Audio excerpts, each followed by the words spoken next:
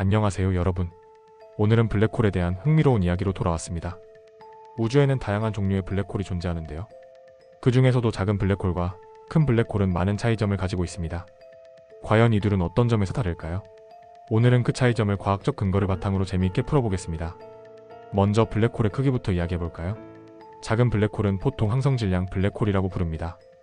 이 블랙홀은 대개 태양보다 몇 배에서 수십 배 정도의 질량을 가지고 있는데 초신성 폭발 후에 남은 별의 잔해로 형성됩니다. 반면 큰 블랙홀은 초대질량 블랙홀로 불리며 이 블랙홀은 태양의 수백만 배에서 수십억 배에 이르는 엄청난 질량을 자랑합니다. 이러한 초대질량 블랙홀은 주로 은하의 중심에 자리 잡고 있으며 예를 들어 우리 은하의 중심에도 궁수자리 A라는 초대질량 블랙홀이 존재하고 있습니다. 그렇다면 작은 블랙홀과 큰 블랙홀의 형성 과정은 어떻게 다를까요?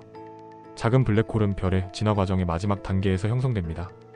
별이 연료를 모두 태운 후 초신성 폭발을 일으키고 그 결과로 남은 핵이 강력한 중력으로 스스로 붕괴하면서 블랙홀이 되는 것입니다. 반면 초대질량 블랙홀의 형성 과정은 아직도 많은 수수께끼로 남아 있습니다. 현재로서는 초기 우주에서 거대한 가스 구름이 붕괴하거나 작은 블랙홀들이 합쳐지면서 점점 커진다는 이론들이 제기되고 있습니다.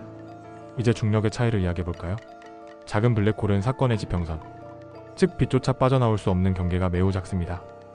반면에 큰 블랙홀의 사건의 지평선은 엄청나게 넓습니다. 그래서 큰 블랙홀에 더 가까이 접근하더라도 상대적으로 약한 중력의 영향을 받을 수 있는 반면 작은 블랙홀에서는 사건의 지평선 근처에서 중력의 차이가 너무 커져 스파게티화라고 불리는 현상이 발생합니다. 즉, 작은 블랙홀에 빨려 들어가면 엄청난 중력차로 인해 몸이 마치 스파게티처럼 길게 늘어나게 되는 거죠.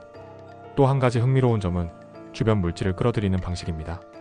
작은 블랙홀은 주위에 있는 별이나 행성에서 물질을 끌어들여 강착 원반을 형성하고 이 과정에서 X선을 방출하기도 합니다. 반면 초대질량 블랙홀은 은하 중심에서 수많은 별, 가스, 먼지를 끌어들여 엄청난 에너지를 방출하는데 그로 인해 퀘이사와 같은 밝은 천체를 형성하기도 합니다. 이러한 과정에서 방출되는 에너지는 주변 은하 형성에 영향을 줄 정도로 강력합니다. 결론적으로 작은 블랙홀과 큰 블랙홀은 질량, 형성 과정, 중력의 강도, 주변 물질을 끌어들이는 방식 등에서 큰 차이를 보입니다. 작은 블랙홀은 항성의 마지막에서 태어나는 반면 초대질량 블랙홀은 우주의 역사를 통틀어 거대한 가스와 물질들이 모여 형성된 것입니다. 이러한 차이들은 블랙홀이라는 같은 이름을 가지고 있지만 그 성격과 역할에서 얼마나 다른지 보여줍니다.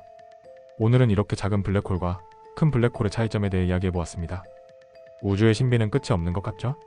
앞으로도 더 많은 우주의 이야기를 다뤄볼 테니 좋아요와 구독 부탁드리고 궁금한 점이나 여러분의 생각을 댓글로 남겨주세요.